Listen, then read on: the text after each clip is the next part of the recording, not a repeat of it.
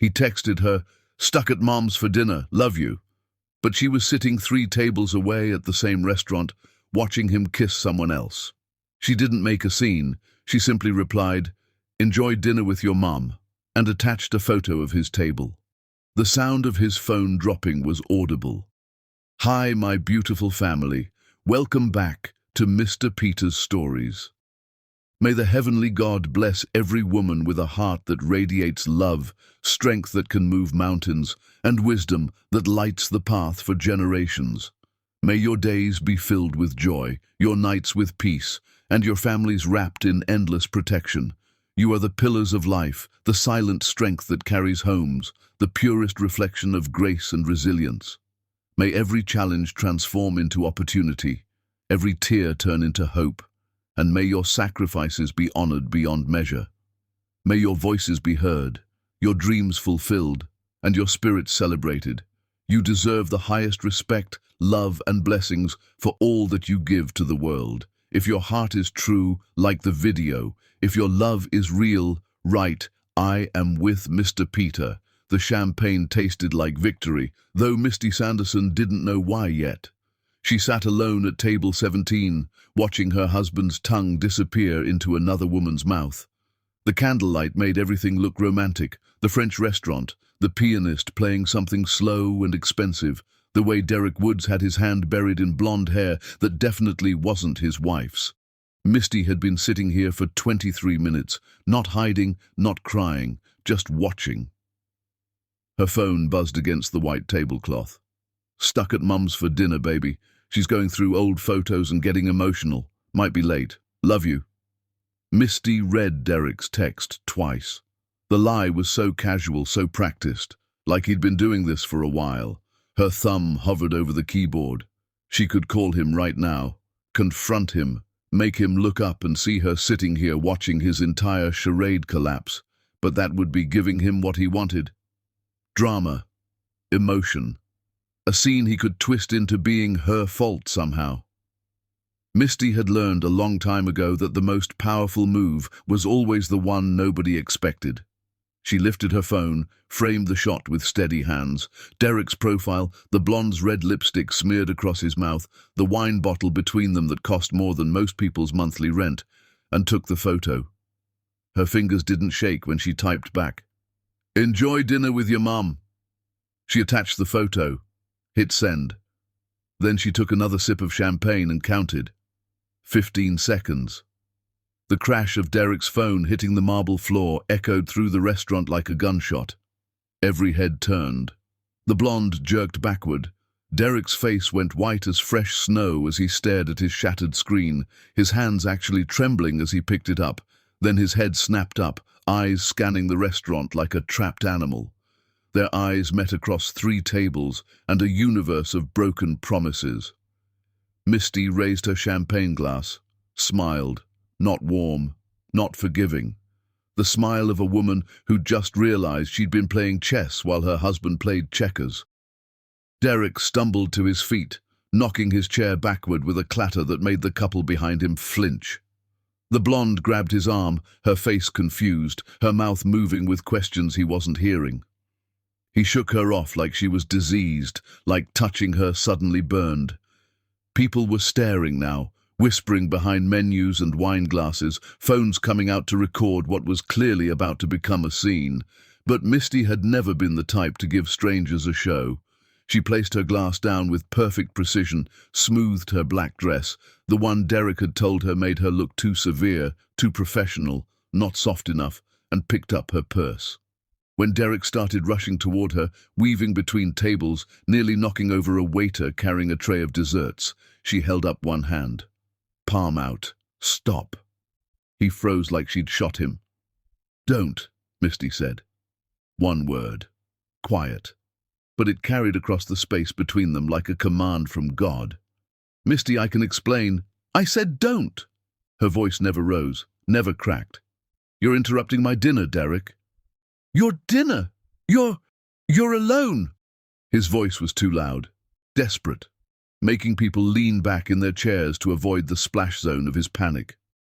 "I was enjoying being alone, until you reminded me why I started preferring it." The blonde had appeared at Derek's elbow, mascara starting to run, looking between them like she was watching a car accident. Her dress was too tight, her heels too high. Everything about her screamed trying too hard. "Is this your wife?" Misty's eyes slid to her, really looked. The woman was beautiful in that generic way. Blonde, thin, expensive clothes that screamed trying too hard. Probably 30. Definitely stupid if she thought Derek Woods was worth the trouble. "Was I talking to you?" Misty asked. Her tone could have frozen water. The blonde's mouth opened, closed, opened again like a fish drowning in air. "That's what I thought." Misty returned her attention to Derek, let the silence stretch for 3 seconds, long enough to make him squirm. "You have lipstick on your collar. It's tacky." "Baby, please, just let me—" "Don't call me that." The temperature in Misty's voice dropped 20 degrees. "You lost that right the moment you put your tongue in someone else's mouth and lied to me about where you were." Derek's hands were shaking. Actually shaking. Good. "It was a mistake. A stupid, horrible mistake. I've been stressed with work and you thought lying about having dinner with your mother, who's been dead for 3 years, by the way, was the smart play." Misty tilted her head. "Did you forget she died, Derek? Or did you just think I was too stupid to remember?" The color drained from Derek's face so fast, Misty thought he might faint. Around them, the whispers got louder. Someone gasped. Another person whispered, "Oh my God," loud enough to carry. The blonde's face went from confused to horrified as that particular truth bomb exploded. "Oh God," the blonde whispered. "Your mother's dead?" "Shut up, Amanda," Derek snapped. Amanda. So he'd told Misty he was at his dead mother's house while he was actually here with Amanda. Creative, also pathetic. Misty stood. At 5'9" in heels, she looked Derek dead in the eyes. Equal height, equal stance, but not equal power. Never equal power. "Here's what's going to happen. You're going to stay here with Amanda, finish your wine, pay your check. Then you're going to go wherever men like you go when their wives catch them being exactly who they've always been." "Misty, I love you." "No." She said it so simply, so finally, like closing a book she'd already finished reading. "You loved what I gave you. There's a difference." She walked past him. He grabbed her wrist, not hard, but enough to stop her. Misty looked down at his hand on her skin, then up at his face. The entire restaurant seemed to hold its breath. "Remove your hand," she said quietly, "or I'll remove it for you, and everyone in this restaurant will watch me do it." Derek let go like she'd burned him. His hand dropped to his side, fingers curling into a fist, then uncurling, then curling again like he didn't know what to do with them anymore. Misty walked toward the exit. Every eye in the restaurant followed her. The pianist had stopped playing. Even the waiters had frozen mid-step. Her heels clicked against the marble floor, steady and certain, the sound of a woman who knew exactly where she was going. At the door, Misty paused, turned back. Derek stood in the middle of the restaurant, looking destroyed, looking lost, looking like a man who'd just realized he'd burned down his own house with himself inside it. The blonde stood a few feet away from him now, maintaining distance like his failure was contagious. "Derek?" Misty called across the silence. His head snapped up. Hope flickered in his eyes like a dying candle. Like maybe she was going to forgive him. Like maybe this was all just a scare. "Your credit cards are going to stop working in about an hour," Misty said. Her voice carried across the silent restaurant, clear, calm, devastating. "I'd pay that check soon if I were you." Then she walked out into the night, leaving her husband standing in the ruins of everything he'd taken for granted. The valet brought her car around, the Tesla Derek thought he'd bought with his money. Misty got in, adjusted the mirror, and checked her lipstick. Perfect. Not a crack in the armor. Her hands were steady on the steering wheel. Her breathing was calm. She looked exactly like a woman who had everything under control, because she did. She pulled out her phone and made one call. "Rebecca, it's Misty. I need you to activate the protocols we discussed. Yes, all of them, tonight." A pause. "No, I'm fine. Better than fine. I'm done being married to a man who thinks I'm too stupid to check his lies." Misty ended the call, started the car. The dashboard lit up blue, casting her face in cold light. In her rearview mirror, she could see Derek burst out of the restaurant, looking left and right, desperate, his jacket flapping open, his tie askew. Misty drove away without looking back. Behind her, in that French restaurant with its romantic lighting and expensive wine, Derek Woods was about to learn a lesson men like him never thought they'd have to face. The woman he'd taken for granted had always been the only thing holding his world together. And she'd just let go. Chapter 2. The wife he never knew. Derek stood in front of his own house like a stranger begging for shelter. The locks had been changed. Every single one. Front door, back door, garage, gate, all of it. His keys didn't work. His fingerprint didn't work. The smart home system that responded to his voice had somehow forgotten he existed.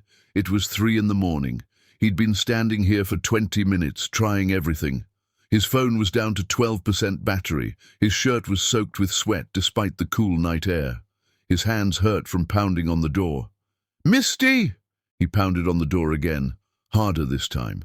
The sound echoed through the quiet neighborhood. Someone's dog started barking. "Misty, please, I know you're in there." Lights came on, not just inside the house. Neighbors' lights too. People peering through curtains. Great. Perfect. Now everyone on Rosewood Drive would know Derek Woods got locked out of his own house. Except it wasn't his house. It never had been. He was starting to remember that now. Hope surged through Derek's chest when he heard footsteps inside. She was going to let him in. They'd talk. He'd grovel. She'd forgive him eventually because that's what Misty did. She forgave him. Always had. Every time he'd forgotten her birthday, every time he'd taken credit for her ideas, every time he'd promised to do better and didn't, she always forgave him. The door opened. Misty stood there in a silk robe the color of blood, looking like she'd had the best sleep of her life. Her face was fresh, no makeup, hair loose around her shoulders. She looked younger than she had in years, lighter. Behind her, Derek could see suitcases, his suitcases, packed and lined up like soldiers ready for deployment. "Did you pay your check?" Misty asked. Conversational, like they were discussing the weather. "Or did Amanda have to cover it when your cards declined?"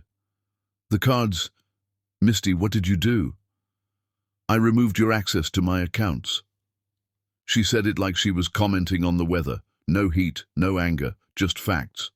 Seemed appropriate. "Your accounts, Misty, that's our money."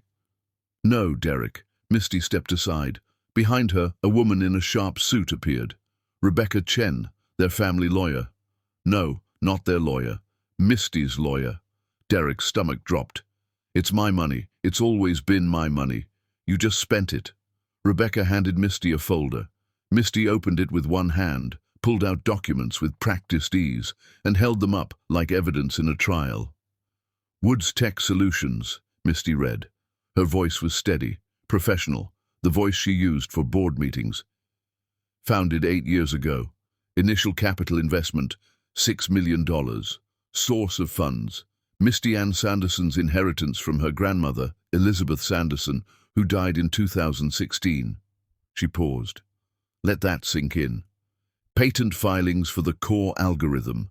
Misty Ann Sanderson, sole inventor, filed March 2017. Business model development. Misty Ann Sanderson, documented in these 37 pages of business plans written entirely in my handwriting. First 5 client acquisitions. Misty Ann Sanderson's contacts from graduate school at MIT, where I graduated summa cum laude while you were getting drunk at state school. She looked up. Should I go on? Derek's mouth went dry. The details. She had every single detail memorized, every date, every number, every fact. "I was the CEO. I built that company." "You were the face," Misty corrected. "I built the company. You smiled at investors and played golf with clients while I worked 70-hour weeks in the background, making you look smart, making you look competent, making you look like someone worth investing in. That's not ownership structure. Misty pulled out another document. This one had colored tabs marking different sections. 60% Misty Sanderson, 20% shared investor pool, 20% Derek Woods. She tilted her head. Did you actually forget? Or did you just tell yourself the lie so many times you started believing it? Derek grabbed for the papers. Rebecca stepped between them with the smoothness of someone who'd anticipated this exact move, and Derek suddenly realized how small he'd become, how powerless.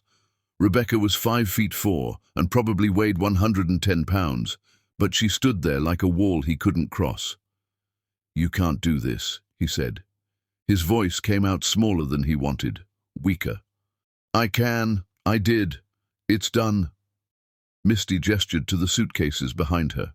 "Your clothes are packed, your toiletries, some photos in case you want to remember what having a family looked like. Everything else stays because everything else is mine. The furniture I bought, the art I selected, the dishes I chose, the home I made while you were busy pretending you were important. Misty, please. Can we just talk? Inside, like adults. We are talking. And no, you're not coming inside. This is my house. I bought it before we got married with money from my first startup sale. Remember that startup, Derek? The one you told people we built together even though you weren't. Even in the state when I incorporated it." She paused. "Or did you forget that too?" Derek's legs felt weak. The ground beneath his feet seemed unstable.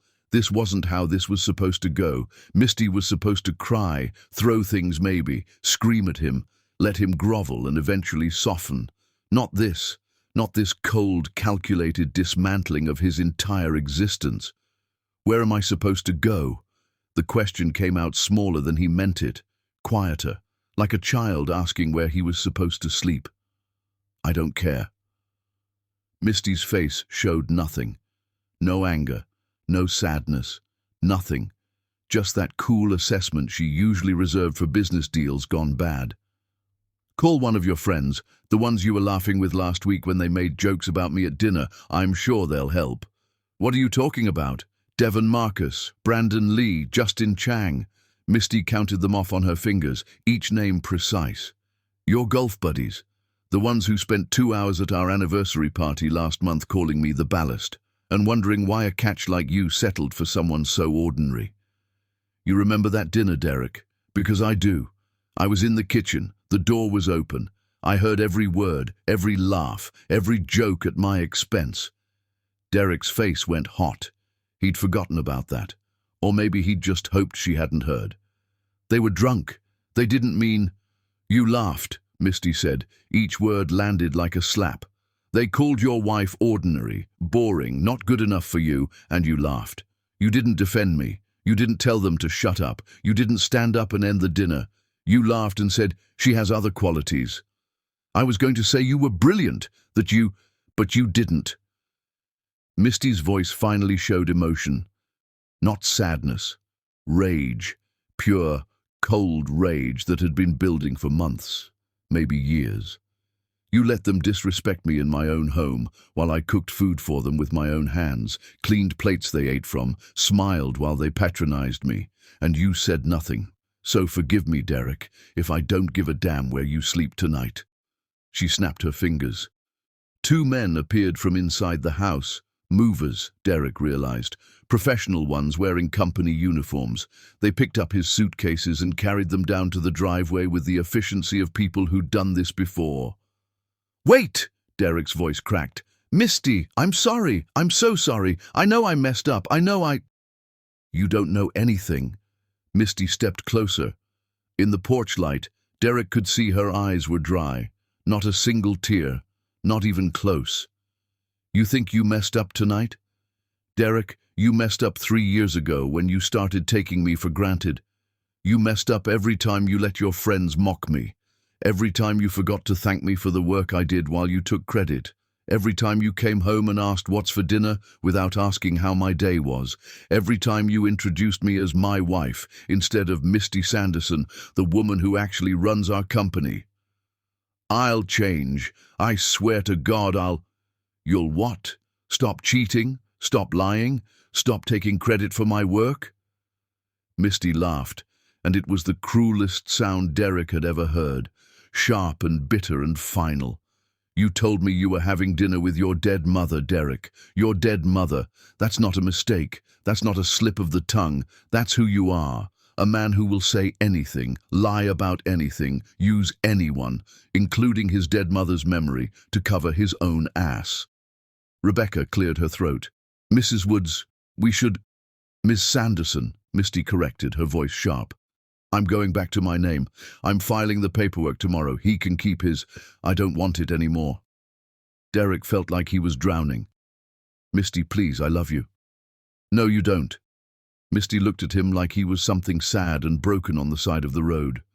You loved having a wife who made you look good. You loved having someone brilliant enough to build your company, but quiet enough to let you take credit. You loved having me handle the hard parts of your life while you played Billionaire. You loved the idea of me, the convenience of me, the way I made your life easier. She paused.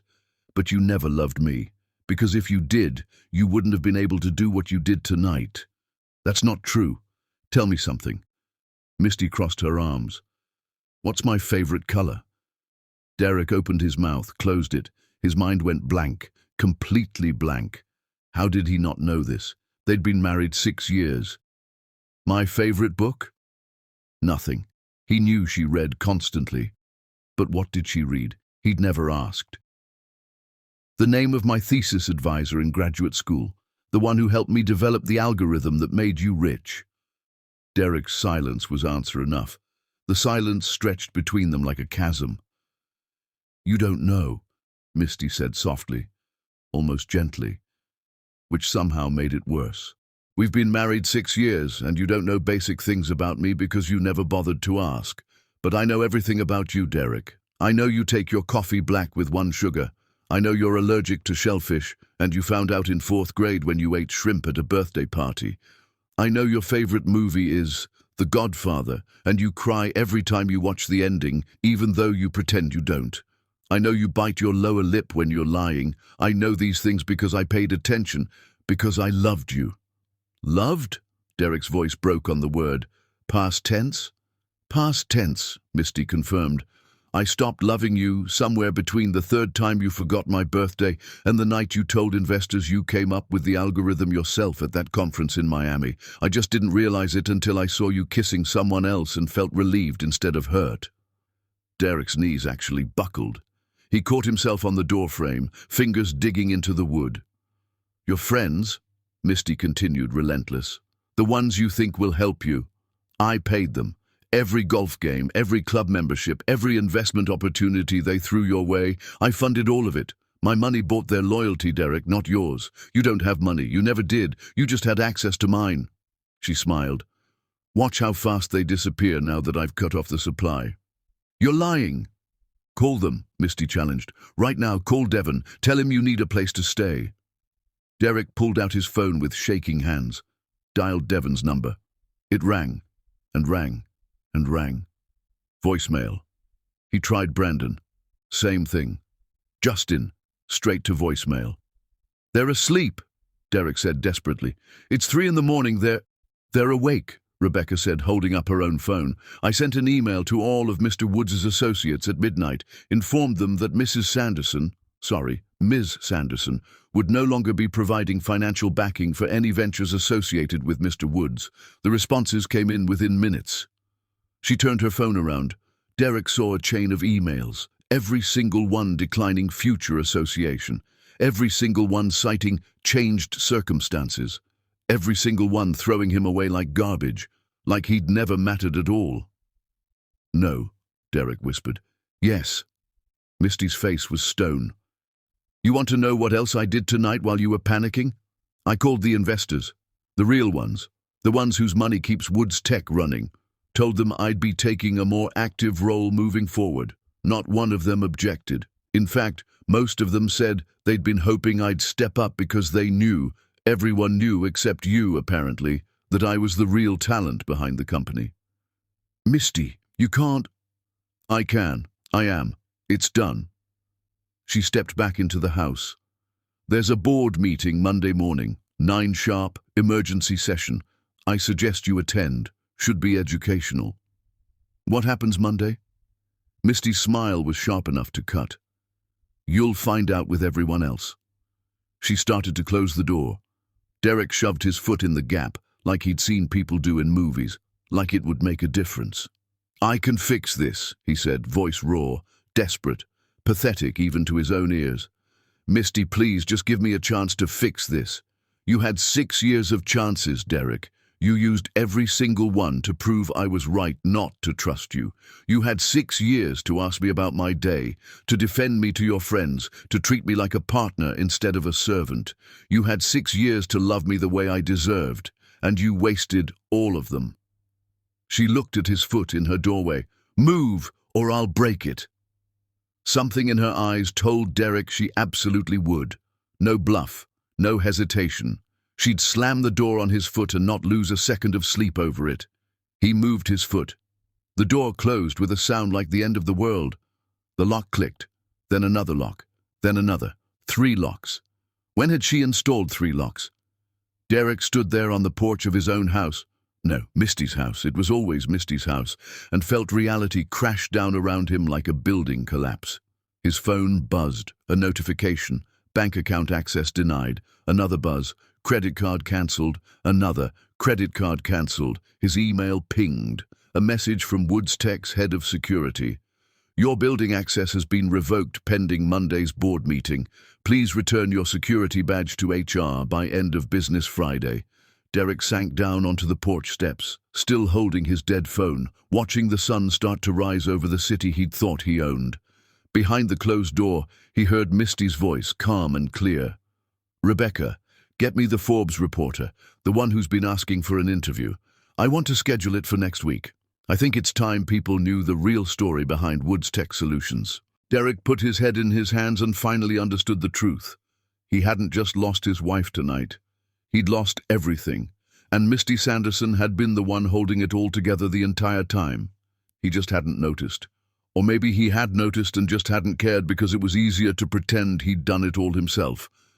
Either way, it was over now. The sun kept rising, the neighbors kept staring, and Derek kept sitting on the porch steps of a house that had never been his, holding the pieces of a life that had never been his either.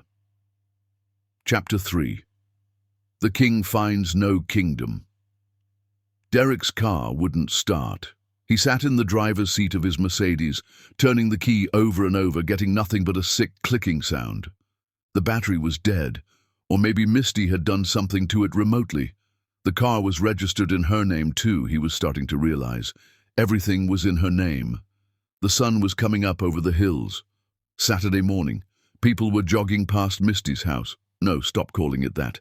It was just Misty's house now, looking at him sitting in a dead car surrounded by suitcases like some kind of evicted tenant. His phone was down to 8% battery, no charger. That was in the house. Derek scrolled through his contacts, looking for anyone who might help. The list felt shorter than it had yesterday. Devon, Brandon, Justin, all the guys from the club had stopped answering.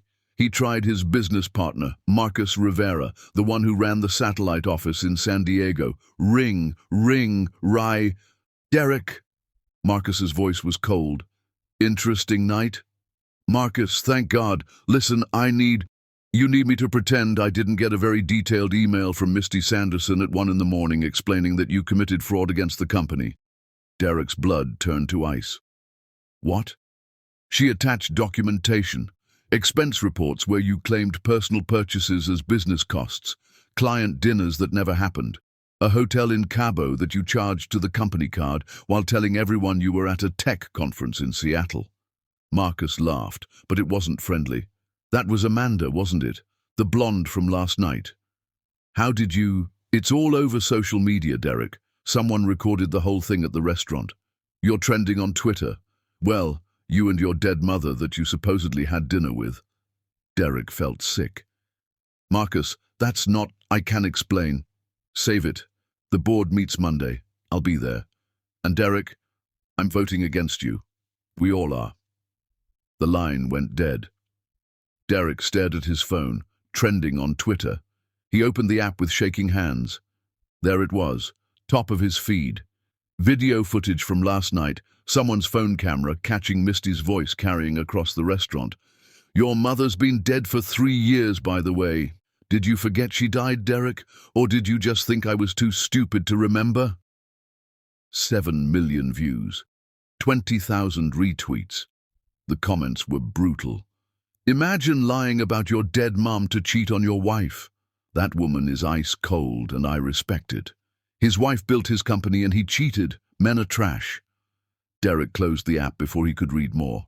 He tried the only hotel he could think of, the Riverside Inn downtown. His credit card declined. He tried another card. Declined. His debit card. Declined. The hotel clerk looked at him with poorly hidden recognition. Sir, I'm sorry, but without a valid payment method. I'm Derek Woods, he said stupidly. I have money. There's just some kind of error with, I know who you are, sir. The clerk glanced at his computer screen, probably pulling up Twitter right now. Perhaps you could call your bank, Derek called. Automated system. Your account has been closed at the request of the primary account holder. He tried his personal account. Same message. His investment account. Same. His phone died. Derek stood in the hotel lobby with a dead phone, no money, no car, and nowhere to go. Someone bumped into him, a woman, early 20s, eyes going wide when she recognized him. Oh my God, she whispered. Then louder, you're the guy from the video. The dead mom guy. People started turning, staring, phones coming out. Derek grabbed his suitcases and ran. He ended up at a coffee shop 3 blocks away, begging to use an outlet. The barista, college kid probably, let him charge his phone out of pity. Derek sat in the corner, trying to make himself invisible, while his phone slowly came back to life. When it hit 10%, he called the only person he had left. Amanda. It rang 4 times before she picked up. You have some nerve calling me, she said instead of hello. Amanda, I need help. You need to lose my number. Her voice was pure venom. Do you have any idea what you've done to me? My firm put me on administrative leave. They saw the video. Everyone saw the video. I'm being investigated for ethics violations because I was sleeping with a client's husband. Wait, what? Client's husband? Your wife hired my firm 6 months ago for estate planning, Amanda spat. I had access to all her financial records. That's how I knew about the company structure. That's how I... She stopped. Derek's mind was racing. How you what? Silence. Amanda, how you what? Nothing. Forget it. Don't call me again. You were trying to steal the company, Derek said slowly. You and someone else. That's why you seduced me. Amanda laughed. Sharp. Bitter. Seduce you? Derek, you couldn't get your credit card to work at our first dinner. I knew what you were the second you tried to impress me with stories about your company. You're pathetic. Who was it? Derek demanded. Who were you working with? Does it matter? It didn't work. Your wife is too smart. She figured it out in about 30 seconds and burned everything down before we could make a move. Another bitter laugh. She recorded everything, Derek. Every conversation, every text you sent me. She's been 3 steps ahead the entire time. That's not possible. She sent it all to my boss this morning. Every email where I discuss stealing client information, every plan. I'm not getting suspended. I'm getting disbarred. Amanda's voice cracked. I'm done. My career is over, and it's your fault. My fault? You're the one who... You were supposed to be easy, a stupid, arrogant man who thought he was smarter than his wife. That's what my partner said. But you weren't even useful enough to distract her properly. She was yelling now. Do you understand what she did? She let us think we were winning. She let you cheat. She let you lie. She collected evidence on everything for months. Then she destroyed all of us in one night. Who was your partner? Derek asked again. Like I'm telling you anything else. Amanda laughed one more time. Enjoy your life, Derek, or what's left of it. She hung up. Derek sat in the coffee shop, phone in his shaking hands, watching his entire worldview collapse. Misty had known. For months, maybe longer, she'd known about Amanda, about the company fraud, about everything, and she'd waited, gathered evidence, built her case, then executed it perfectly. His phone buzzed. Email from Woods Tech, HR. Your company laptop, phone, and building access have been revoked. Please return all company property by Monday morning or legal action will be taken. Another buzz. Text from a number he didn't recognize. Your car has been towed from Rosewood Drive. It's being returned to the registered owner. Have a nice day. The registered owner. Misty. Derek had nothing. Not one single thing in his life was actually his. He looked out the coffee shop window and saw his own face on the TV news, silent footage of last night playing on loop. The caption read, Tech CEO caught cheating, wife takes control of company. Except that wasn't right, Derek thought. The wife had always controlled the company. He'd just been too stupid to notice. His phone buzzed one more time. A text from an unknown number. Derek, it's Misty. Don't text back, don't call. Just read. There's an apartment in the Ellis building downtown. Unit 412. The key is with the building manager. It's paid for the next month. Your clothes are already there. After that, you're on your own. This isn't kindness. This is me making sure you don't become my problem when you're homeless. Don't mistake it for forgiveness. Don't mistake it for anything except what it is. Me taking care of loose ends.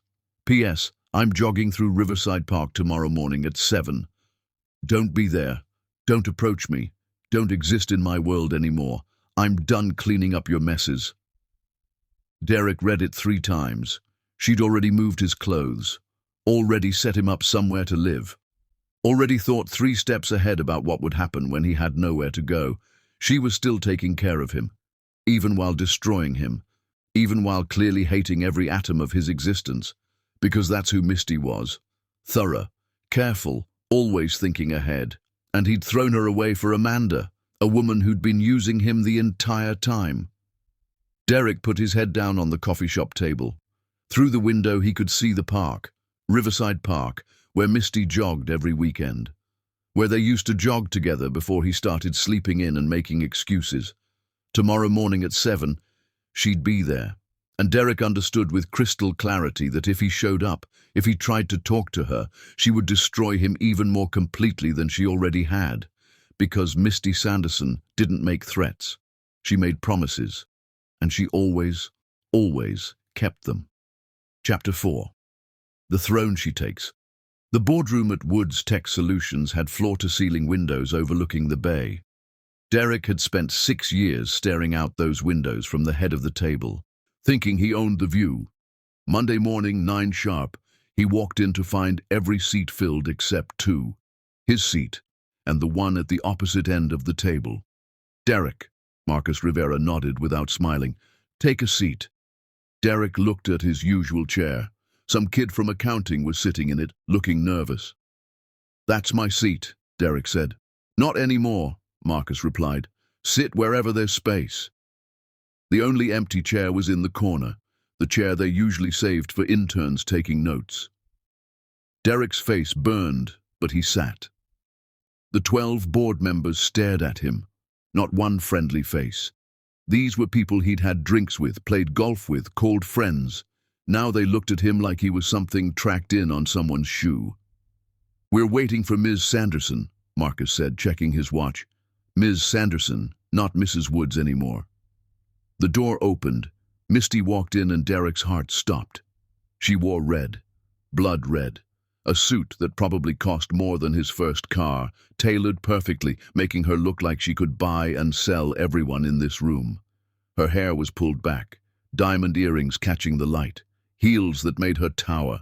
She looked like money, like power, like someone who'd been hiding her true self for years and had finally stopped pretending.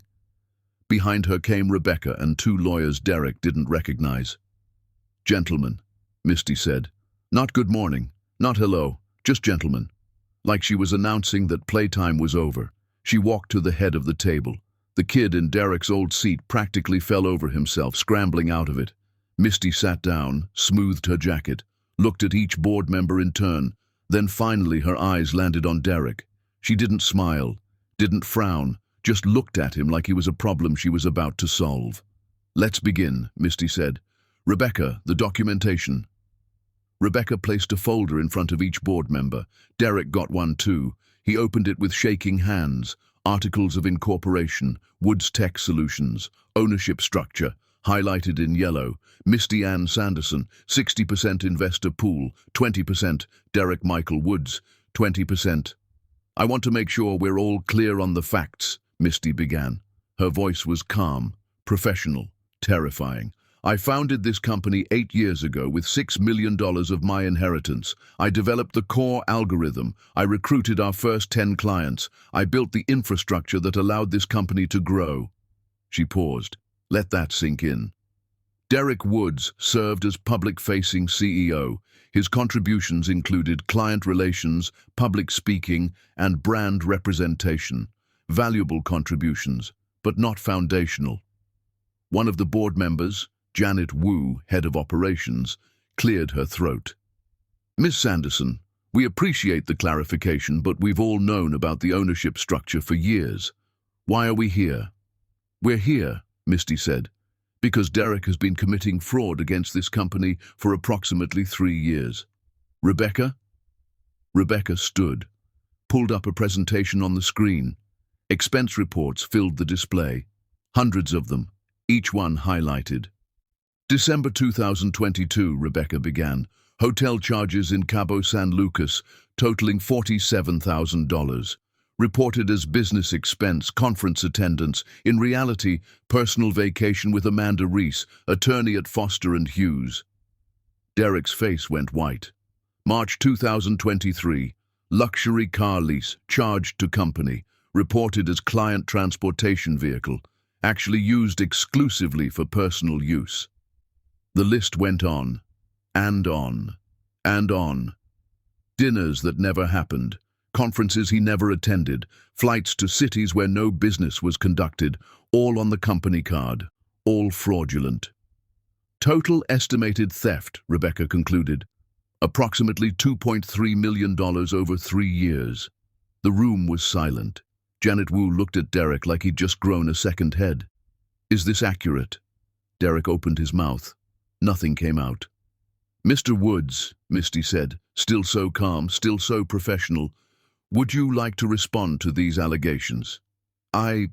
Those expenses were, Choose your words carefully," Misty interrupted, "because anything you say here can and will be used in criminal court if I decide to press charges." Criminal court. Derek felt the floor drop out from under him. "Misty, please." "Miss Sanderson," she corrected. "We're not married anymore, Derek. I filed this morning, and in this room you will address me appropriately." "Ms. Sanderson," Derek's voice cracked. "Those expenses, some of them were misclassified, but they weren't theft?" Misty tilted her head. "What would you call taking company money for personal use and lying about it?" "Misappropriation, maybe, but the legal term," one of the new lawyers said, "is embezzlement. Class B felony. 5 to 15 years. Derek couldn't breathe. Marcus leaned forward. "Miss Sanderson, what are you proposing?" "I'm proposing," Misty said, "that Derek Woods be removed from his position as CEO, effective immediately. His 20% ownership stake will be bought out at fair market value, minus the stolen funds. He will surrender all company access, all company property, and all claims to company intellectual property." "And if I refuse?" Derek managed. Misty smiled. It was worse than her anger. "Then I press charges, you go to prison, and I buy your ownership stake from you anyway when you're bankrupted by legal fees. Your choice. But choose quickly. I have an interview with Forbes in 2 hours, and I'd like to know whether to mention your upcoming incarceration or just your termination." "This is insane," Derek stood up. "You're doing this because you're angry about Amanda. This is personal." "Sit down." Misty's voice dropped 20 degrees. Derek sat. "You're right," Misty said. This is personal. You cheated on me. You lied about my contributions. You let your friends disrespect me in my own home. You stole from our company. You embarrassed me publicly. Personal doesn't begin to cover it. She stood, walked around the table, stopped directly in front of Derek. But here's what's not personal: the math, the documentation, the legal standing. I own 60% of this company. I can remove you with or without this board's approval.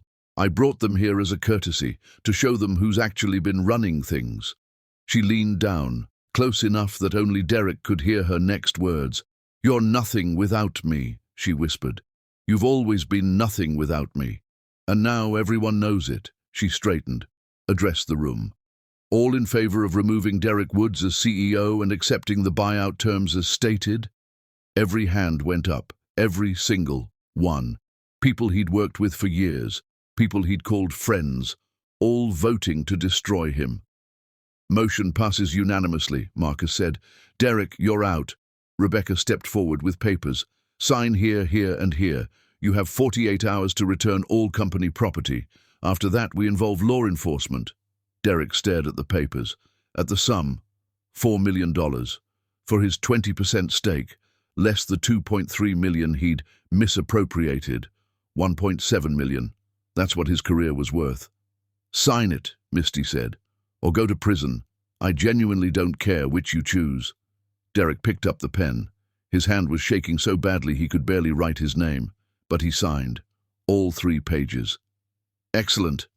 Misty took the papers, handed them to Rebecca, then looked at Derek. You have 30 seconds to leave this building. After that, security will escort you out. Derek stood, looked at the faces around the table. No sympathy, no support. He walked to the door. Derek. Misty's voice stopped him. He turned. She was sitting in his chair now, the CEO chair, where she'd always belonged. My lawyer will be in touch about the divorce, she said. I'm keeping the house, the cars, and everything we acquired during the marriage. You'll get whatever's left after I'm compensated for the career sacrifices I made to build your image. Which is what? Derek asked hopelessly. Whatever I decide you deserve, Misty replied, which, given what you did, might be nothing. She swiveled the chair to face the windows, the bay view, the city. Close the door on your way out. Derek left. Behind him he heard Misty's voice, strong and clear. Now then, let's talk about the future of this company, our real future, without dead weight. The door clicked shut. Derek walked past the cubicles where people used to greet him. Nobody made eye contact. He walked past his old office. Someone was already boxing up his things. He walked past the receptionist who used to smile at him. She was on the phone, deliberately not looking. The elevator doors closed. Derek saw his reflection in the polished metal. He looked like a man who'd just lost everything, because he had. And the woman he'd betrayed was sitting in his chair, running his company, living his life. No, not his life. Her life. It had always been her life. He'd just been allowed to borrow it for a while, and Misty Sanderson had just taken it back. Chapter 5. The friends who laughed at her. The gas station on Miller Street smelled like burnt coffee and desperation. Derek stood behind the counter, wearing a polyester vest with a name tag that said Derek in crooked letters. His shift started at 6 in the morning, ended at 2 in the afternoon. Then he went to his second job washing dishes at a restaurant downtown until 11 at night. 3 weeks since the board meeting. 3 weeks since his entire world collapsed. The settlement money, $1.7 million minus lawyer fees, taxes, and the advance Misty had demanded on the divorce, had come down to about $800,000. Sounds like a lot until you realize you have no income, no skills, anyone wants to pay for, and a reputation so toxic that even fast food chains wouldn't hire you. The gas station manager had hired him out of pity, or maybe because Derek was willing to work for minimum wage and didn't complain. The bell over the door chimed. Derek looked up from restocking cigarettes. Devon Marcus walked in, wearing a suit that probably cost more than Derek made in 6 months. Derek's stomach dropped. Devon didn't notice him at first. He was on his phone, laughing about something, heading for the energy drinks. Then he looked up. Their eyes met. Devon's face went from surprised to delighted. No way. Derek? Derek Woods? Derek wanted to disappear. Hey, Devon. Holy hell, man. Devon walked up to the counter, still grinning. I heard you were having a rough time, but I didn't know it was this rough. Yeah, well, here I am. Working at a gas station. Devon laughed. Not mean exactly, but not kind either. That's amazing. I mean, not amazing for you, obviously, but where's your billionaire wife now? Ex-wife. Soon-to-be ex-wife. Right, because you cheated on her with that lawyer chick. Devon shook his head. Dude, what were you thinking? Misty was... He stopped, grinned wider. Actually, you know what? I'm glad you're here. I've been wanting to tell you something for years. Derek didn't want to hear it. Devon, I'm working, so... We hated you, Devon said cheerfully. Me, Brandon, Justin, all the guys, we absolutely hated you. The words hit Derek like a physical blow. What? You were such a tool, man. Walking around like you built this empire when everyone knew it was Misty, talking down to people, acting like you were God's gift to tech. Devon grabbed an energy drink. We only hung out with you because Misty kept paying for everything. The club memberships, her money, the golf trips, her money. That investment fund you got us into, all Misty. Derek felt sick. You didn't know that either. Devon laughed. Man, you really are clueless. Misty approached us like 3 years ago. Said she needed us to keep you distracted, keep you feeling important, while she did the real work. We were basically paid babysitters. That's not true, dude. Check your bank records. Oh, wait, you can't because you don't have access anymore. Devon set the drink on the counter. $4, right? Or is that too complicated for you now? Derek's hand shook as he scanned the drink. $4.50. Inflation's a bitch. Devon pulled out a 50. Keep the change. Consider it a tip from an old friend, or should I say, an old employee of your wife. She's not my wife anymore, yeah, you said. Devon pocketed his drink. Hey, you see that billboard on Highway 9? The one with Misty on it? Woman of the Year from Forbes? She looks amazing. Like seriously, she's glowing. Being rid of you really agrees with her. Derek wanted to hit him, wanted to scream, wanted to do anything except stand here in his stupid vest taking this abuse. But he needed this job, so he said nothing. You know what the funniest part is? Devon leaned on the counter. At your anniversary party last year, when we were calling Misty boring and ordinary and wondering why you settled. You remember that? Derek remembered. God, he remembered. We were testing you, Devon said. Misty asked us to. She wanted to see if you'd defend her, if you actually gave a damn about her, or if you were just using her for money and status. Derek's world tilted. You laughed, Devon continued. You sat there and laughed while we insulted your wife, and you said, she has other qualities. Not shut up, that's my wife. Not show some respect. Just she has other qualities, like she was a car with good gas mileage. She asked you to test me. Yep, and you failed spectacularly. Devon grinned. She knew right then you didn't love her, that you were just coasting on her work. So she started preparing, started documenting everything, started building the case that ended with you working at a gas station while she runs a $100 million company. The bell over the door chimed. Brandon Lee and Justin Chang walked in, saw Derek and started laughing immediately. Oh, this is too good. Brandon walked over. Devon, you seeing this? Already enjoying it, Devon replied. Justin circled the counter like Derek was an exhibit at a zoo. The mighty Derek Woods. How's life treating you, buddy? Fine, Derek managed. Looks fine, Brandon said. Real fine. Nothing says fine like making $8 an hour. Minimum wage is actually... Don't care, Brandon interrupted. Hey, remember when you told that reporter you were a self-made billionaire? That was hilarious. You were literally standing next to Misty when you said it, and she just smiled and didn't correct you. She was recording everything, Devon added. Every lie you told, every time you took credit for her work. She has a file the size of a phone book, apparently. Her lawyer told my lawyer. Your lawyer? Derek asked. Oh, yeah, I got a lawyer after you went down, Devon said. Had to make sure Misty understood I was just following her instructions. Didn't want her thinking I was actually your friend. Could have damaged my reputation. The three of them laughed. Derek felt something break inside him. These weren't his friends, had never been his friends.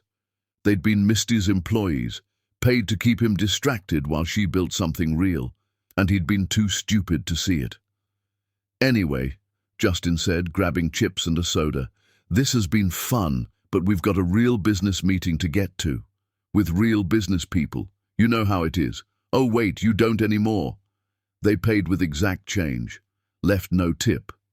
At the door, Devon turned back. Hey, Derek, that lawyer you cheated with? Amanda? Derek's jaw tightened. What about her? She's working at a document processing center now, making copies. Couldn't get another law job after what happened. Her partner, the one who set you up, he's in prison for about 6 other scams. Devon smiled. Misty destroyed all of you, systematically. And the beautiful part? She did it legally. Everything she did, totally within the law. You can't even sue her for revenge because she didn't do anything wrong. She ruined my life. No, Devon said seriously. You ruined your life. She just stopped holding it together for you. They left. Derek stood behind the counter, surrounded by lottery tickets and cheap sunglasses, and felt the full weight of his choices crash down. His phone buzzed. Instagram notification. Someone had tagged him in a post. He opened it reluctantly. It was a photo from last night. Misty at some charity event, standing between 2 tech billionaires, looking radiant in a dress that probably cost more than Derek's car. The caption read, "Honored to support the Women in Tech Foundation with visionaries like Misty Sanderson. The future is in brilliant hands." The comments were full of praise. She's incredible. Where has she been hiding? Oh, right, behind her loser ex-husband.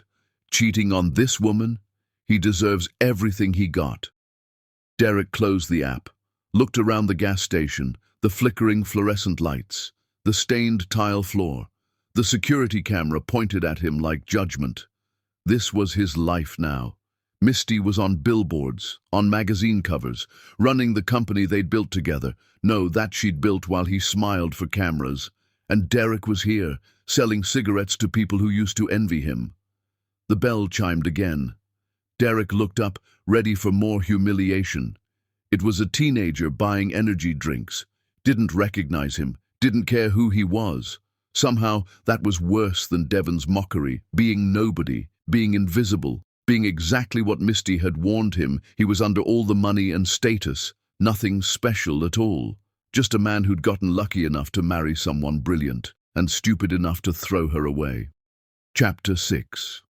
The mother who chooses her Derek's apartment, the one-bedroom box Misty had paid for the first month that he now barely afforded with his 2 jobs, smelled like old takeout and regret. He'd just finished a 16-hour shift, gas station to restaurant, and every part of his body hurt. His hands were wrinkled from dishwater, his feet throbbed. He smelled like grease and desperation. Someone knocked on the door. Derek almost didn't answer. Nobody visited him anymore. Nobody called. Nobody cared. But the knock came again. Insistent. He opened the door. His mother stood there. Caroline Woods, 71 years old, silver hair perfect, wearing pearls like she was going to church. She looked at Derek the way someone might look at roadkill. "Mom?" Derek's voice cracked. He hadn't seen her since the scandal broke. She'd stopped answering his calls after the 3rd one. "Derek?" She didn't move to hug him, just stood there holding her purse like a weapon. "Can I come in?" "Yeah, of course, He stepped aside, suddenly ashamed of the unmade bed, the pizza boxes, the laundry everywhere. Caroline walked in, looked around, said nothing about the mess. She sat down on the only chair, folded her hands. Derek remained standing. "Mom, I'm so glad you're here. I've been trying to reach you. I know. I got your messages. Then why didn't you? Because I was ashamed, Caroline said, each word precise, careful, deeply, profoundly ashamed to call you my son. The words hit harder than Devon's mockery, harder than losing everything. Mum! Do you remember what I told you when you married Misty? Caroline continued. I said you were marrying someone too good for you, someone brilliant and kind and patient. I told you to treat her like the gift she was. Derek remembered. Misty had cried at the wedding, happy tears. His mother had held her hands and welcomed her to the family like she'd been waiting for Misty her whole life. I tried. You didn't try, Caroline interrupted. You used her. You let her build your life while you pretended to be important. You took credit for her work. You let your friends mock her. And then, her voice hardened, you cheated on her with some woman who was trying to steal from both of you, and you lied to me about it. I never lied to you about... You told me you were having dinner at my house. Caroline's voice rose. I've been dead to you for 3 years according to the restaurant video. Did you forget I was still alive, Derek? Or did you just think I was too senile to notice you using me as an alibi? Derek sank onto the bed, put his head in his hands. I'm sorry, he whispered. Mom, I'm so sorry. Sorry doesn't fix this. Sorry doesn't undo what you did to that girl. She's not a girl, she's the best thing that ever happened to you, Caroline said. And you destroyed it. For what? For someone who was using you? For an ego boost? For some pathetic midlife crisis? Derek had no answer. Caroline stood, walked to the window, looked out at the parking lot and the highway beyond. I had lunch with Misty yesterday, she said. Derek's head snapped up. What? We meet every Tuesday now, have been for about a month. She's helping me with my charity foundation, teaching me about online fundraising and donor management. Caroline turned. She's brilliant, Derek, truly brilliant. And sitting across from her, watching her work, all I could think was, my son had this woman and threw her away. You're still seeing her? Of course I am. She's family. Or she was. She's certainly more family than you've been lately. Derek felt something crack in his chest. Does she ever talk about me? No. Caroline's answer was immediate. Not once. Not to ask how you are, not to gloat, not to express anger. You simply don't exist to her anymore. That hurt worse than if Misty had spent the whole time cursing his name. But I talk about you, Caroline continued. I apologized to her for raising a son who could treat someone so poorly. Do you know what she said? Derek shook his head. She said, Caroline, you raised him to know better. He chose to ignore it. That's not your failure. It's his. Caroline's eyes filled with tears. She defended you, even after everything. She defended you to your own mother. Derek's throat closed. And that's when I realized, Caroline said, that she's a better person than you'll ever be. That she always was. And that I'd rather spend my time with her than waste another minute hoping you'll become someone worth knowing. Mom, please. I'm not here to comfort you, Derek. I'm here to tell you that I'm ashamed of you. That I'm staying in Misty's life and leaving yours. That whatever relationship we had ended the day you betrayed the only person who ever saw something in you worth loving. Derek stood. You can't mean that. I absolutely mean it. Caroline picked up her purse. Your father would be disgusted. Thank God he didn't live to see what you've become. That's not fair. Fair? Caroline laughed bitterly. You want to talk about fair? That girl spent 6 years building your career, managing your life, making you look good, and you paid her back by humiliating her in public and stealing from the company she created. Don't talk to me about fair. She walked to the door, paused. There's a charity gala next month, Caroline said, raising money for women's education. Misty's the keynote speaker. I'll be there at her table supporting her work. I'm not invited, I'm guessing. You're not even a thought. Caroline opened the door. Goodbye, Derek. I hope someday you become the man Misty thought she married, but I'm not holding my breath. She left. Derek stood in his empty apartment and felt the last thread connecting him to his old life snap. His own mother had chosen Misty over him. And why wouldn't she? Misty was brilliant, successful, kind, generous. Derek was a gas station clerk who'd thrown away everything for a woman who'd been scamming him. He pulled out his phone, opened Instagram. There was his mother's latest post from yesterday. A photo of her and Misty having lunch, both smiling. The caption, "Grateful for brilliant women who inspire me every day. Lucky to call this one family." The comments were full of people asking who the beautiful woman with Caroline was. His mother's response, "This is Misty Sanderson, tech innovator and the strongest person I know. So proud to support her work." No mention of Derek, no mention that Misty had been her daughter-in-law, just erased, like he'd never existed. Derek went to Misty's Instagram. Her latest post was from this morning. A photo from her office, the CEO office that used to be his. She was standing by the windows, looking out at the bay, wearing a suit that made her look like she could buy the world. The caption, "Year 8 of building something meaningful. Year 1 of building it honestly. Here's to new beginnings." New beginnings, like Derek had been the false start, the rough draft, the mistake she was correcting. He scrolled through her recent photos, charity events, business meetings, award ceremonies. His mother appeared in several of them, Misty's sister, friends Derek had never met, a whole life, full and rich and successful, without him.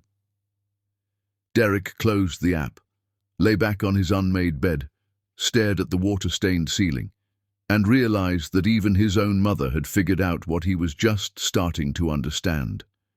Misty had been the best part of his life, and he'd never valued her until she was gone. Chapter 7. The House of Lies Collapses. The email came at 2 in the morning.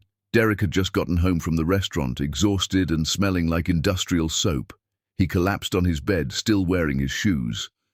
His phone buzzed. A notification. From Rebecca, attorney at law. Subject, information you should have. Derek almost deleted it. Misty's lawyer had nothing to say to him that he wanted to hear, but something made him open it. "Mr. Woods, I'm attaching documents you should see. Not for legal reasons, the case is closed, but because you deserve to know exactly what happened to you. Consider it a professional courtesy, or perhaps revenge. I haven't decided which." Rebecca. There was a PDF attached. 63 pages. Derek opened it with shaking hands. The first page was an email chain between Amanda Reese and someone named Marcus Rivera. Wait, Marcus Rivera, his business partner, the guy who'd voted to fire him at the board meeting. Derek's blood turned cold. He read, "Marcus, the husband is an idiot. Easy to manipulate. I'll seduce him. Get close, extract information about Sanderson's ownership structure. Once we have what we need, we make our move. Amanda. Perfect. She's too quiet. Nobody will believe her if she claims theft. We frame her for fraud, steal the company, dump the husband. 6 months. Tops." Marcus. What about the husband? Amanda. Who cares? He'll be collateral damage. Probably end up in prison with her if we play it right. Derek felt sick. The emails went on, months of them, planning, scheming. They'd targeted him specifically because he was stupid enough to cheat, because he was arrogant enough to think he'd built the company himself, because he was weak enough to manipulate. Another email, this one from Marcus to someone else. "The wife is the real threat. She's smarter than she looks. We need to distract her while we move assets. The husband is perfect for this. He's so desperate for attention he'll do anything for a pretty face." Derek kept reading, page after page of manipulation, of lies, of careful planning to destroy Misty and steal everything she'd built. Then the emails stopped, replaced by new ones, from Misty, to her lawyer, to a private investigator, to various people Derek didn't know, all dated 6 months before the restaurant incident. "Rebecca, I have reason to believe my husband is being targeted for manipulation. Please begin surveillance on the following individuals: Amanda Reese, Marcus Rivera. She'd known. 6 months before Derek even met Amanda, Misty had known something was wrong. The next document was a surveillance report, photos of Amanda and Marcus meeting, audio transcripts of their conversations, planning the whole thing. Then another report, Amanda researching Derek's schedule, following him, setting up accidental meetings. Misty had documented everything. While Derek thought he was having an affair, Misty had been 3 steps ahead, watching it unfold, collecting evidence. There was a note in the margin, Misty's handwriting. He's going to fall for this. I know him. He's going to cheat and lie and destroy everything we built, because he never valued it. Derek's hands shook. More documents. Evidence that Amanda had fed Derek false information about Misty. Lies about her spending money, about her talking to other men, about her planning to divorce him. All designed to make Derek paranoid, to make him pull away from Misty, to make him easier to control. And Derek had believed every word. There was a transcript of a conversation between Amanda and Marcus, dated 2 weeks before the restaurant. Amanda. He's ready. He thinks his wife is cheating on him. Thinks she's stealing from the company. He's so turned around he doesn't know what's real anymore. Marcus. Beautiful. When she finds out about the affair, she'll be too hurt to think straight. We move on the company while she's emotional, file for emergency ownership transfer, claim she's mentally unfit. Done and done. Amanda. What if she doesn't react emotionally? Marcus. She's a woman who just got cheated on. Of course she'll react emotionally. Derek wanted to throw up. They'd underestimated Misty so completely. Thought she'd fall apart. Thought she'd be too hurt to fight back. Instead, she'd dismantled them like she was taking apart a machine. The next section was Misty's counter-strategy, step by step. Allow the affair to continue. Document everything. Wait for the perfect moment. Public, undeniable, devastating. Then execute. Remove Derek's access to all accounts immediately. He has no legal standing. Everything is in my name. Contact all investors, explain the situation, present evidence of Marcus's attempted theft. They'll side with me. Expose Amanda to her law firm with evidence of ethics violations. She'll be disbarred. Press charges against Marcus for attempted fraud. He'll go to prison. Remove Derek from the company. He'll have nowhere to go, no support, no resources. He'll understand exactly how much he depended on me. Every move she'd made, she'd planned weeks in advance. The restaurant, the photo, the timing, all of it calculated for maximum impact. Derek had thought he was making choices, but he'd been dancing on strings the entire time, and Misty had been holding them. The final document was a letter, handwritten, never sent. Derek, by the time you read this, if you ever read this, you'll know the truth. That Amanda used you, that Marcus betrayed you, that everything was a lie designed to steal what I built. You'll probably feel like a victim, like you were manipulated, and you were. But here's what you need to understand. You were only manipulable because of who you already were, because you were arrogant enough to believe you deserved Amanda's attention, selfish enough to cheat instead of talking to me, weak enough to believe lies about me without asking for my side. Amanda didn't make you cheat. She just gave you permission to be who you already wanted to be. I could have stopped this at any point. I had evidence of their plan within 2 weeks. I could have warned you, protected you, saved you from yourself. But I didn't, because I needed to know. I needed to see if you'd choose me. If, when tempted, you'd remember your vows, your commitment, your wife who gave you everything. You chose Amanda. You chose the lie over the truth. You chose ego over love. So I chose myself. I let you fall. I watched you destroy everything. And then I took back what was always mine. You'll think I'm cruel. You'll think this was revenge. But it wasn't. It was clarity. You needed to lose everything to understand what you had, and I needed to watch you lose everything to finally stop hoping you'd become the man I thought you were.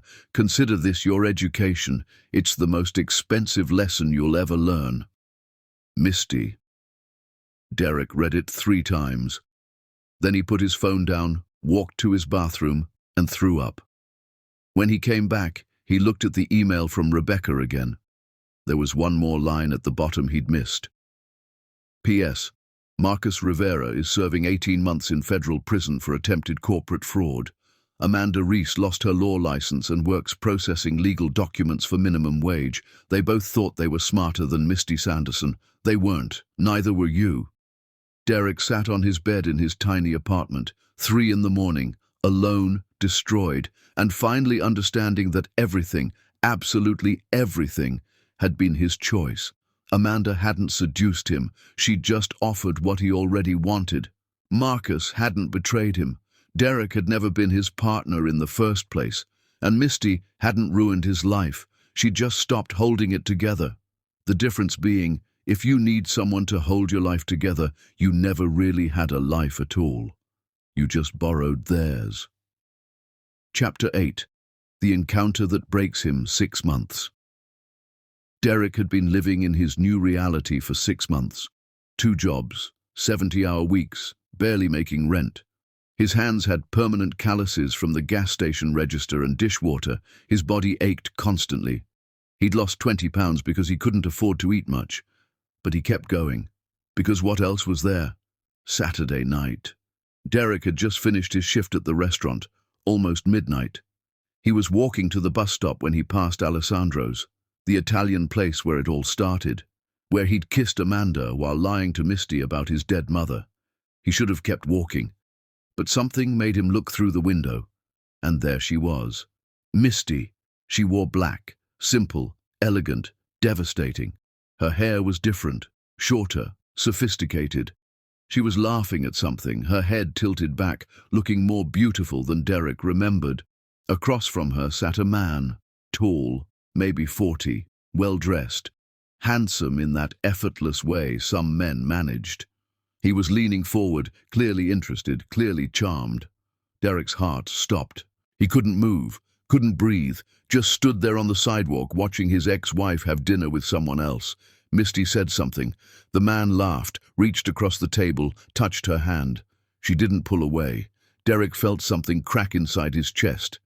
He walked to the restaurant entrance before he could stop himself.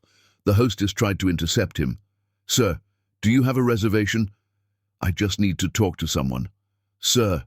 But Derek was already moving, through the tables, past shocked diners, toward Misty. She saw him coming.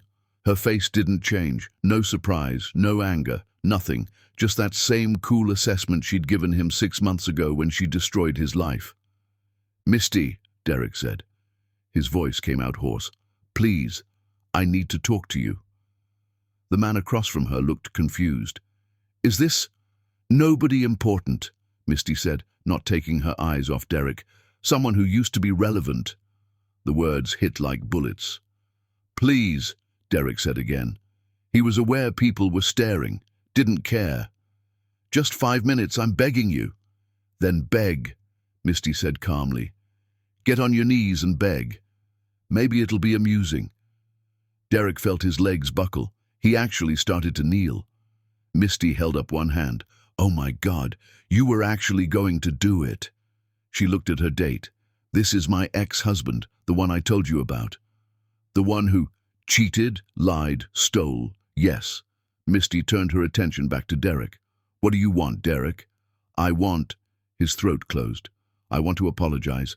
I want to explain. I want—" "You want forgiveness," Misty interrupted. "You want me to tell you it's okay, that I understand, that you've suffered enough. You want me to make you feel better about being a terrible person." "No, Yes, you do. That's always what you wanted. For me to make things easier for you, to carry your burdens, to fix your messes." She took a sip of her wine. "I'm done doing that. Misty, I know what they did. Amanda and Marcus. I know they set me up. I know that you were targeted by predators because you were weak enough to be manipulated." Misty tilted her head. "Yes, I know that too. I knew it 6 months before you did. I watched it happen and did nothing because I needed to see if you'd fail the test." "You tested me? I gave you rope. Misty corrected. You hanged yourself with it. Her date was watching this like it was a movie. Several other diners had their phones out. Derek didn't care. I'm sorry, he said, voice breaking. I'm so sorry. I was an idiot. I took you for granted. I believed lies instead of trusting you. I destroyed everything because I was too stupid and arrogant to see what I had. Yes, Misty agreed. You were all of those things. Congratulations on achieving self-awareness. Can we talk? Somewhere private, just... No. Misty set down her wine glass. Derek, look at me, really look at me. He did. She was radiant, glowing, happy. Do I look like a woman who's missing something? She asked. Derek's answer caught in his throat. I'm happier now than I was in 6 years of marriage, Misty continued. I wake up without anxiety. I work without someone taking credit for my ideas. I live without someone undermining me at every turn. My life improved the day you left it. Each word was a knife. So no, Misty said. We're not talking. We're not reconciling. We're not anything. You're a stranger who used to sleep in my bed and spent 6 years proving he didn't deserve to be there. I've changed, Derek said desperately. I work 2 jobs now. I understand what you gave me. I know how much I depended on you. I'm different. You work 2 jobs because you have to, not because you've grown as a person, Misty interrupted. You understand what you lost because you lost it, not because you valued it while you had it. And you're not different, Derek. You're just poor now. There's a distinction. The man across from her looked uncomfortable. Misty, should I? Stay, Misty told him. Then to Derek, you're embarrassing yourself, and you're interrupting my dinner. I love you, Derek said. The words tumbled out. I know I don't deserve you. I know I destroyed everything. But I love you. I never stopped loving you. You never started, Misty said. You loved what I gave you. My money, my work, my patience. You loved having someone make you feel important. But you never loved me. Because if you did, you couldn't have done what you did. The restaurant manager appeared. Sir, I'm going to have to ask you to leave. Misty, please. Let him stay, Misty said, looking Derek dead in the eyes. I want him to watch me finish this dinner. I want him to see exactly how little he matters to me now.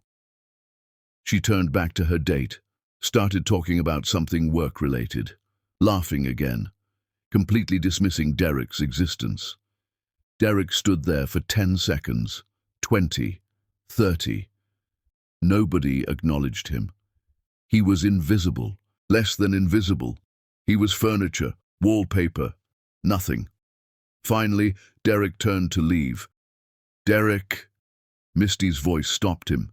He turned back, hope flickering like a dying match. Your shoes untied, she said. Wouldn't want you to trip and hurt yourself. That would be sad. Not concerned, not caring, mocking. Derek looked down. His shoe was fine. When he looked up, Misty was already talking to her date again, had already forgotten Derek existed. Derek walked out of Alessandro's, the same restaurant where he'd destroyed his marriage, where he'd kissed Amanda while lying about his dead mother, where Misty had photographed his betrayal and ended his world. Now she was there with someone else, someone better, someone who probably appreciated her. Derek sat at the bus stop, put his head in his hands, and cried for the first time since this all began. Not because he'd lost her, but because watching her be happy without him hurt more than anything she'd actively done to destroy him. The revenge Misty had taken, the money, the company, the public humiliation, that was business. This, watching her laugh with someone else, seeing her thrive, knowing she'd genuinely moved on and improved, that was personal, that was the real punishment. And Derek finally understood. Misty didn't hate him. She'd moved past hate, past anger, past caring at all. She'd erased him, and there was nothing, absolutely nothing, Derek could do about it. Chapter 9. The silence that tortures Derek stopped begging. Not because he'd given up, but because he'd finally realized that every time he approached Misty, every time he tried to talk to her, every time he made himself visible, he was giving her exactly what she wanted, proof that he was still desperate, still broken, still unable to stand on his own. So he disappeared, not physically, but from her world. He kept working his 2 jobs, kept living in his tiny apartment, kept surviving, but he stopped calling, stopped showing up places she might be, stopped trying to explain or apologize or beg. Instead, he started doing something different. He started fixing what he'd broken. 3 months after the restaurant incident, Derek walked into the Women's Resource Center downtown. The place Misty had volunteered at for years while Derek played golf with his fake friends. "I'd like to volunteer," he told the director. She recognized him immediately. Her face hardened. "Mr. Woods." "I know who I am," Derek said. "I know what I did. I'm not here for forgiveness or redemption or to make myself feel better. I'm here to work. Whatever you need. Cleaning toilets, moving furniture, filing papers. I don't care." "Why?"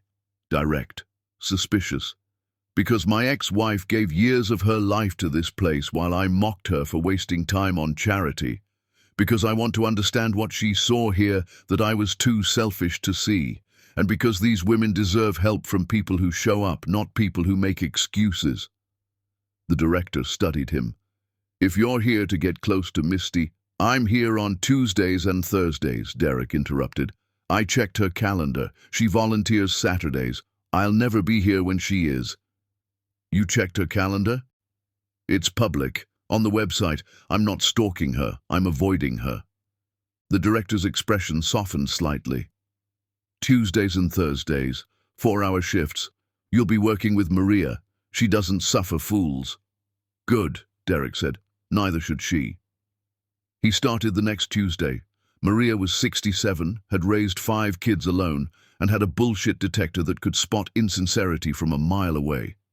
Derek scrubbed floors, organized donations, helped women fill out job applications, listened to stories that broke his heart and made him understand what real struggle looked like. Not struggling because you lost your CEO position, struggling because you had 3 kids and your husband beat you and you were choosing between rent and food. Real struggle, real pain, real courage.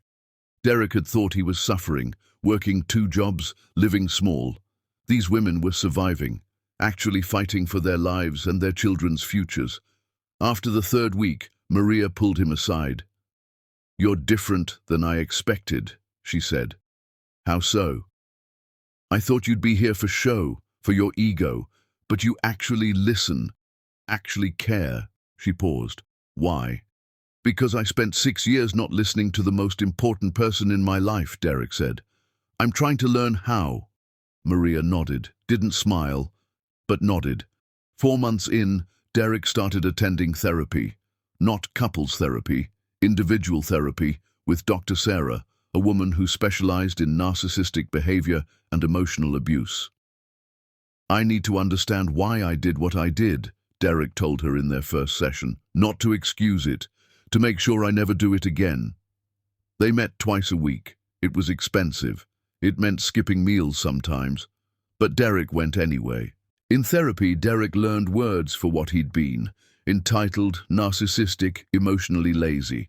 He learned that taking Misty for granted wasn't an accident. It was a pattern, one he'd learned from watching his father treat his mother the same way.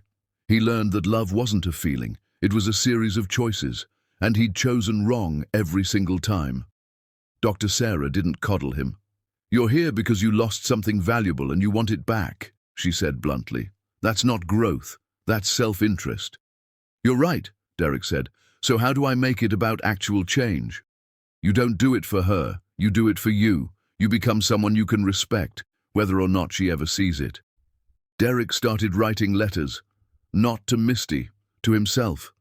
Letters acknowledging every shitty thing he'd done, every time he'd taken credit for her work, every dinner party where he'd let his friends mock her, every lie he'd told.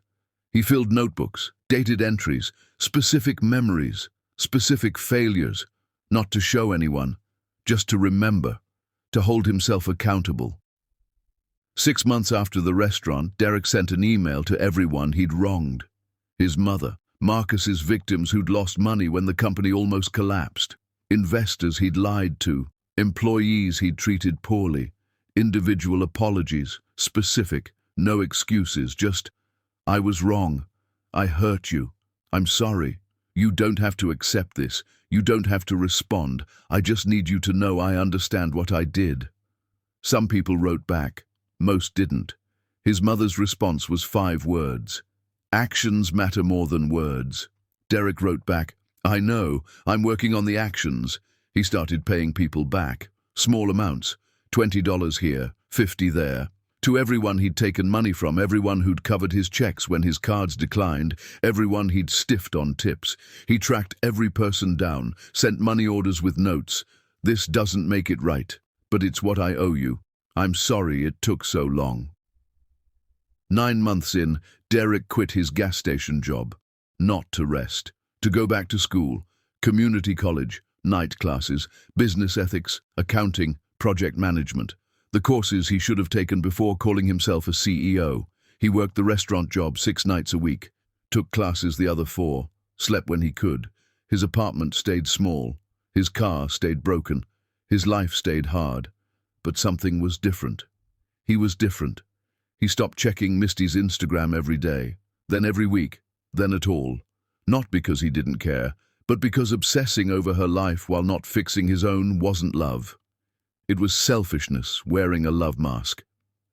A year after the restaurant incident, Derek graduated from the Resource Center's training program. Maria and the director both came to the tiny ceremony.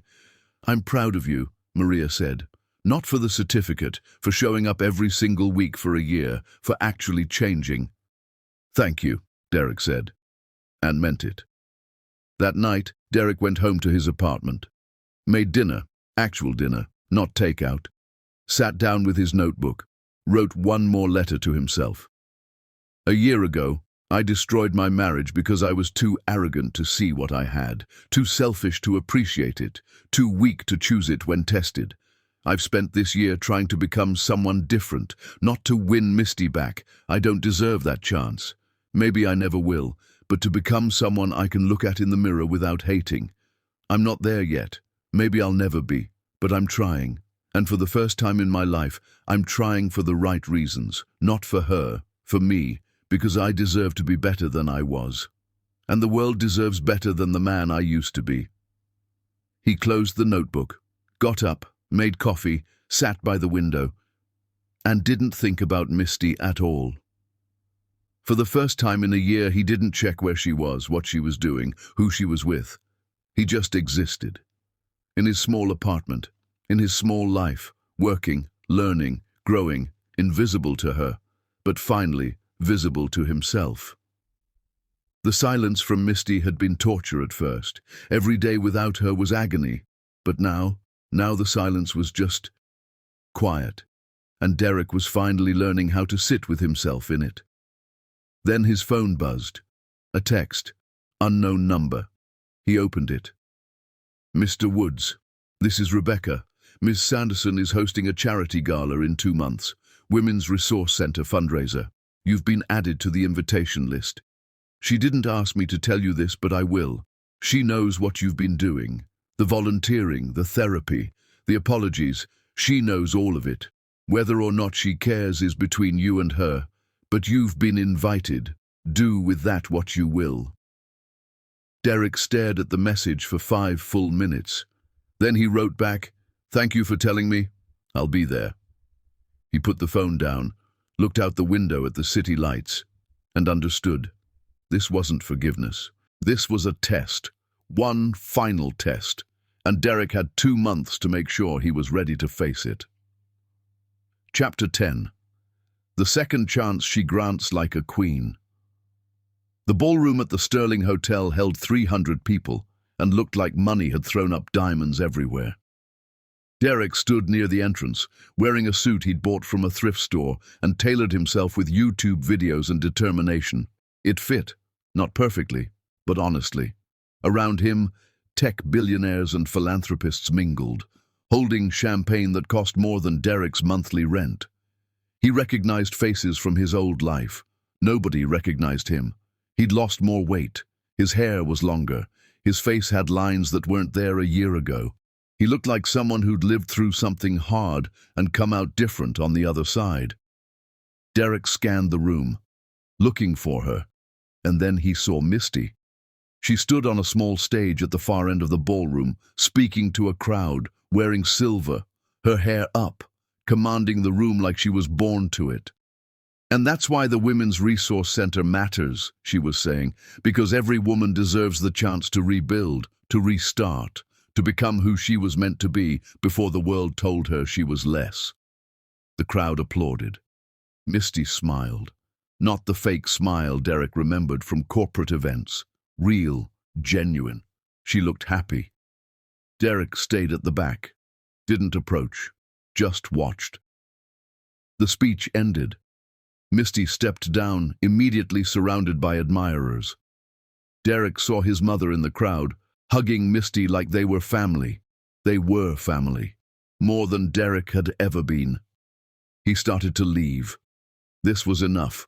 Seeing her succeed, seeing her happy. He didn't need to ruin it by Derek Woods. He turned. Misty stood 3 feet away. Somehow she'd crossed the ballroom without him noticing. Up close, she was devastating. The same woman who'd destroyed his world, but softer somehow. Or maybe Derek was just seeing her clearly for the first time. "Misty." His voice came out steady. "Good. You came." She didn't sound surprised, didn't sound anything. "I was invited." "You were." Misty looked him over, taking in the thrift store suit, the weight loss, the changes. "You look different." "I am different." "Are you?" Challenge in her voice. Not mean, just honest. "I'd like to think so," Derek said. "But you'd know better than I would." Misty tilted her head. "Why's that?" "Because you've been watching. The resource center, the therapy, the apologies. Rebecca told me you knew." "I do know. I've known everything you've done for the past year." She paused. "Did you do it for me?" This was it. The moment that mattered. Derek could lie. Say no. Claim he'd changed purely for himself. But Misty would know. She always knew. "At first," Derek admitted. "Yes, I did it all hoping you'd see. Hoping you'd forgive me, hoping it would matter to you. And now? Now I do it because I needed to become someone I could respect," Derek said. "Whether you ever saw it or not, whether you ever cared or not, I needed to be better than who I was." Misty studied his face. Derek held still. Let her see whatever she needed to see. "Follow me," she finally said. She walked toward a side door. Derek followed. They ended up on a balcony overlooking the city. Private, quiet, just them. Misty leaned against the railing, looked out at the lights. "Maria from the resource center called me," she said, 3 months ago, "told me you'd been volunteering, that you were different, actually showing up, actually helping. I didn't know she called you. She didn't ask permission, just told me you'd earned the right to have someone speak for you." Misty turned. "Do you know what I said?" Derek shook his head. "I said I didn't care." Misty's face was unreadable. "I told her you could volunteer for the rest of your life, and it wouldn't change what you did, wouldn't erase the pain, wouldn't make you worthy of forgiveness." The words hurt, but Derek nodded. "You were right." "Was I?" "Yes. Nothing I do erases what I did. I cheated on you, lied to you, took you for granted for 6 years, let my friends disrespect you, took credit for your work, destroyed our marriage for someone who was using me." Derek's voice stayed steady. "A year of volunteering doesn't balance that scale. Nothing does." "Then why are you here, Derek?" "Because you invited me, and because I owed it to you to show up and face whatever you needed to say to me." Misty was quiet for a long moment. Then, "Tell me about Amanda." Derek blinked. "What?" "Tell me about the affair, every detail, right now, in front of everyone watching us from inside." Derek looked through the glass. She was right. People were watching. His mother, Maria, Rebecca, the man from the restaurant. This was the test. "She approached me at a conference," Derek began. "Said she liked my speech. I was flattered. We had coffee. She asked about the company. I told her everything because I was stupid and arrogant and wanted to impress her. Keep going. We met for lunch, then dinner. She told me you were spending money recklessly, that you were talking to other men. I believed her because I wanted to believe I was the victim instead of the problem. More. I kissed her first. At the fourth dinner, she didn't seduce me, I made the choice. I told myself I deserved it because work was stressful and you didn't understand me. But the truth was, I wanted to feel important, and you made me feel ordinary because you were so much smarter than I was. Misty's face showed nothing. I slept with her, Derek continued, voice cracking now. Multiple times. For 2 months. I lied to you about work trips, late meetings, everything. I invented a conference in Seattle to cover a weekend in Cabo. I used company money to pay for hotels because I thought I deserved it. People inside were definitely watching now, phones out. The night you caught me, Derek said, I told you I was at my dead mother's house. I knew it was insane, but I panicked and it was the first lie that came out. When your text came through with the photo, I knew my life was over. I just didn't know how completely. What do you want from me now? Misty asked. Nothing. Derek meant it.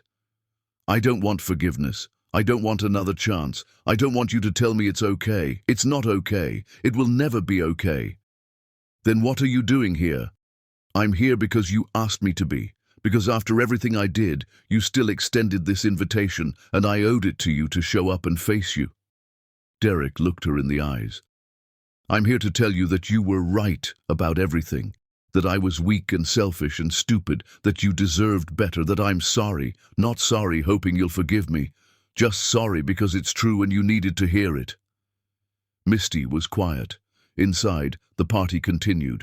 Out here, time seemed suspended. Dr. Sarah called me too, Misty finally said. Your therapist, she said you asked her to, that you wanted me to know you were doing the work. I didn't ask her to. She called anyway. Told me she'd never seen someone work harder to understand their own failures, that you cried in every single session for the first 3 months, that you've been documenting every mistake you made, every way you hurt me, so you'd never forget. Derek said nothing. It was all true. Your mother called me too, Misty continued, told me she was proud of you for the first time in a year, that you'd sent her flowers every week with notes about things you should have said when your father was alive, that you were trying to repair every relationship you'd damaged, not just ours. I was, Derek said quietly. Misty turned to face him fully. Do you know what the hardest part of the last year has been for me? Knowing I exist? Watching you actually change. Misty's voice cracked slightly. Watching you become the man I'd hoped you'd be, and knowing it only happened because I destroyed you. Knowing that if I'd stayed, if I'd forgiven you, you'd never have hit bottom. You'd never have learned. Derek's throat closed. I had to break you to fix you, Misty said, and I hated myself for it even while I knew it was necessary. You don't. Shut up. I'm not done. Misty's voice hardened. You hurt me, Derek. Deeply. You made me question my worth, my intelligence, my value. You took 6 years of my life and wasted them on someone who didn't appreciate them. You humiliated me publicly. You stole from our company. You lied about my dead mother-in-law.